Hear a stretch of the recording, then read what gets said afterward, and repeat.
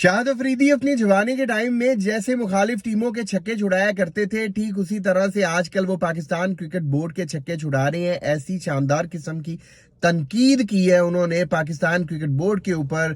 Chairman के हवाले से उन्होंने स्टेटमेंट दी। जो पाकिस्तान क्रिकेट टीम इस वक्त न्यूजीलैंड में T20 सीरीज खेल रही है और लगातार शिकस्त हमें देखने को मिल रही है, उसके ऊपर भी शाहिद अफरीदी साहब ने बात की। अच्छा, शाहिद अफरीदी साहब ने जो पॉइंट हाईलाइट किए हैं बड़े अहम है।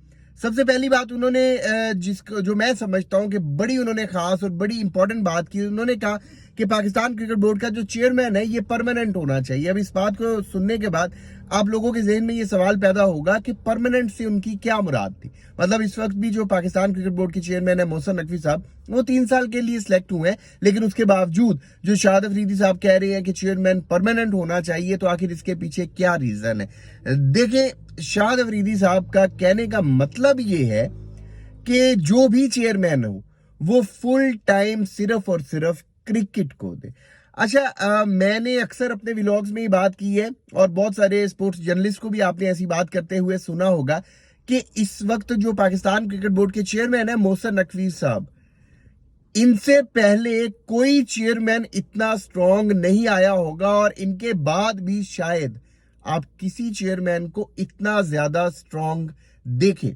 तो मोहसिन नकवी साहब बहुत स्ट्रांग चेयरमैन है और बहुत सारे ऐसे डिसीजंस हैं जो सिर्फ और सिर्फ मोहसिन नकवी साहब लेने की हिम्मत रखते हैं, वरना इनकी जगह पर कोई और होता शायद वो इस तरह के डिसीजंस ना ले पाता। मोहसिन नकवी साहब के क्रेडिट में बहुत सारी चीजें आती हैं, जिनमें सबसे पहले तो चैंपियंस ट्रॉफी 2025 का पाकिस्तान में होना। बहुत सारे लोगों के जहन में ये सवाल आएगा कि भाई साहब, इंडियन टीम तो यहाँ पर आई नहीं, हाइब्रिड मॉडल में तब्दील हो गया और ब्ला ब्ला ब्ला। देखिए, अगर आप नजम सेठी साहब की एशिया कप के हवाले से गुफ्तगू सुने जो इंटरनेट के ऊपर मौजूद है, तो आपको समझ में आएगा कि इंडिया कभी भी नहीं चाहता कि पाकिस्तान किसी किस्म का इवेंट होस्ट करे। और फिर आईसीसी का इवेंट जो इतने टाइम के बाद पाकिस्तान ने होस्ट करना था, जब आईसीसी का सारा कंट्रोल भी बीसीसीआई के पास है, इंडिया के पास है, तो चैंपियंस ट्रॉफी 2025 का पाकिस्तान में होना बहुत बड़ी अचीवमेंट थी। इंडियन टीम यहां पर नहीं आई, वो एक अलग बहस है, लेकिन चैंपियंस ट्रॉफी यहां पर हुई, ये बहुत बड़ा क्रेडिट जाता है मोहसिन नकवी साहब को। दूसरी बात ये है कि स्टेडियम्स को जिस तरह से उन्होंने रेनोवेट किया, लेकिन अब यहां पर मामला इस तरह से है कि शाहिद अफरीदी साहब जिस बात को कनेक्ट करना चाह रहे हैं वो ये करना चाह रहे हैं कि पाकिस्तान क्रिकेट बोर्ड का जो चेयरमैन हो वो फुल टाइम क्रिकेट को दे। दूसरी बात उन्होंने ये की कि जनाब, आपने न्यूजीलैंड में जो टीम खेलने के लिए भेजी है, अब न्यूजीलैंड की जो विकेट है उसे बड़ी मुश्किल विकेट समझा जाता है।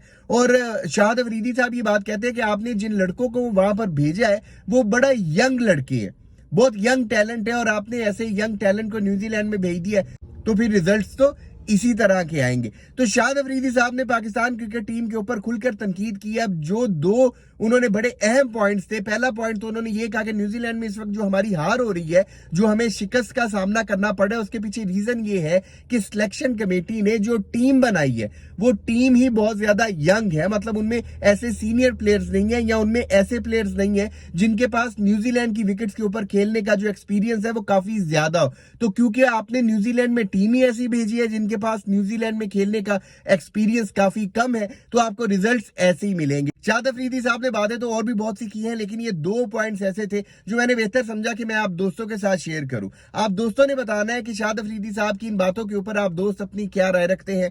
कमेंट सेक्शन में आपने अपनी कीमती राय जरूर देनी है, आपके कमेंट्स का इंतजार रहेगा। अगर अभी तक आपने इस यूट्यूब चैनल को सब्सक्राइब नहीं किया तो लाजमी कर लें, ताकि क्रिकेट से रिलेटेड अपडेट्स आप दोस्तों तक पहुंचती रहे। अपना बहुत ख्याल रखिएगा, दुआओं में याद रखिएगा।